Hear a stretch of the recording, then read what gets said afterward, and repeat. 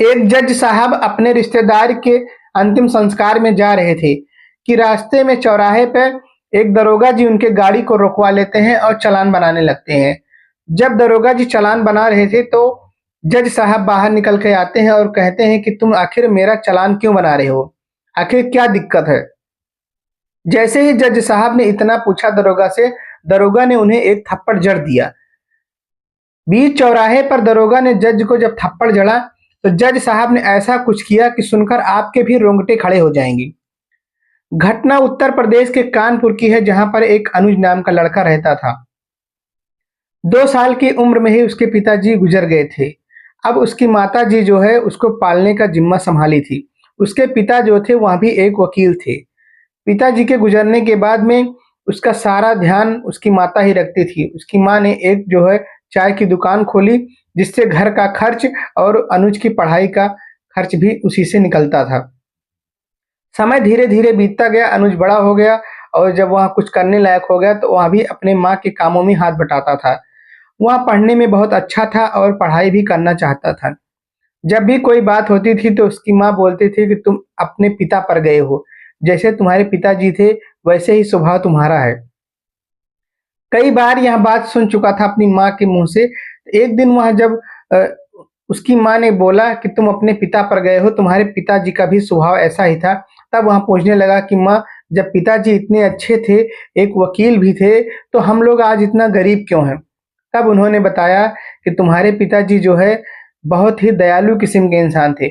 वह अपने किसी भी जो है जो न उनके पास केस लेके आता था, उसका पैसा नहीं लेते थे जो गरीब होता था, और फ्री में उसका केस लड़ते थे। इसलिए बहुत सारे वकील जो है उनसे जलते भी थे। लेकिन वह बहुत ही अच्छे व्यक्ति थे। वह जज बनना चाहते थे, लेकिन आकस्मिक उनकी मृत्यु हो जाने की वजह से वह जो है इस दुनिया को छोड़कर चले गए और उनका सपना भी अधूरा रह गया। वह सोचने लगा कि आखिर मेरे पिताजी की मृत्यु कैसे हुई? अनुज जो है पूछने लगा अपने माताजी से। तब उसकी माँ ने बताया कि बेटा, तुम्हारे पिताजी एक गरीब व्यक्ति का केस लिए थे। जो ज़मीन का मामला था, वह मामला ऐसा था कि उस गरीब के खेत में जो मौजूदा विधायक थे, वह जो है उसी का ज़मीन कब्ज़ा करके एक फैक्ट्री डालना चाहते थे।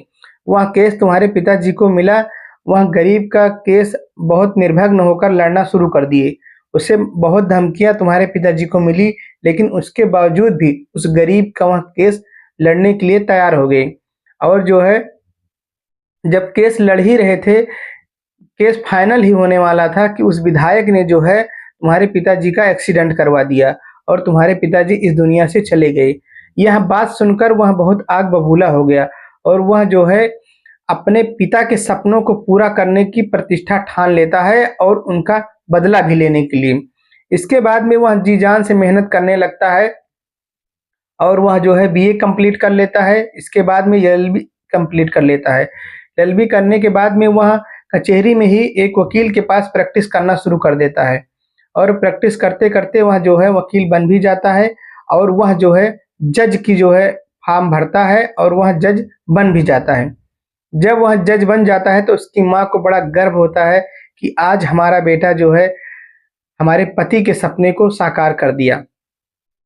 इसके बाद में जो है वह काम करने लगा और उसका सीधा फ़ोकस था कि विधायक के ऊपर, क्योंकि जो है विधायक ने बहुत ही अत्याचार कर दिया था। विधायक से बहुत लोग डरते थे। विधायक का जो है एक चमचा दरोगा था, वह जो है कचहरी में आता था और जो है सभी वकीलों से पैसा लेता था और सभी उसे खुशी-खुशी दे भी देते थे। यह बात यह जो है अनुज अच्छी तरीके से जानता था। अनुज ने अपने जब वह प्रैक्टिस कर रहा था कभी उसने पैसा नहीं दिया। बल्कि वह लोगों से पूछता था कि तुम लोग जो है काम भी कर रहे हो और इस दरोगे को रिश्वत क्यों देते हो? तो एक जो है वकील ने उसे बताया कि जो है यह रिश्वत सीधा जो है विधायक के पास जाता है, क्योंकि विधायक बहुत अच्छे हैं और हम लोगों की मदद भी करते हैं। क्योंकि विधायक ऐसे थे कि गलत कामों में गलत लोगों की मदद करते थे, इसलिए वह अच्छे थे। इधर अनुज ने ठान लिया कि कैसे बदला लिया जाए। इसके बाद में वह जो है एक दिन पता लगाने की कोशिश करते हैं कि आखिर वह जो ज़मीन है उस पे क्या हुआ है, क्या बात हुई है। वहाँ फाइल निकलवाते हैं और देखते हैं कि वहाँ जो है केस जो है विधायक जी जीत चुके थे और वो जो है उस जगह पर एक फैक्ट्री बनवा लिए हैं। अनुज जो है पता लगाता है कि आखिर उसके जो बच्चे थे वो आखिर में कहाँ गए, उसका जो मालिक था वहाँ कहाँ गए। तो पहुँचते हैं उसके गाँव में तो पता लगता है कि जो व्यक्ति जिसने केस दर्ज किया था वहाँ तो एक्सपायर हो गया है, इस संसार में अब नहीं है, लेकिन उसके बच्चे यहाँ से घर-वर छोड़ के कहीं दूसरी जगह चले गए हैं। अनुज उनको पता लगाने की कोशिश करता है और पता जब लग जाता है तो एक दिन उनके घर पे पहुँचता है।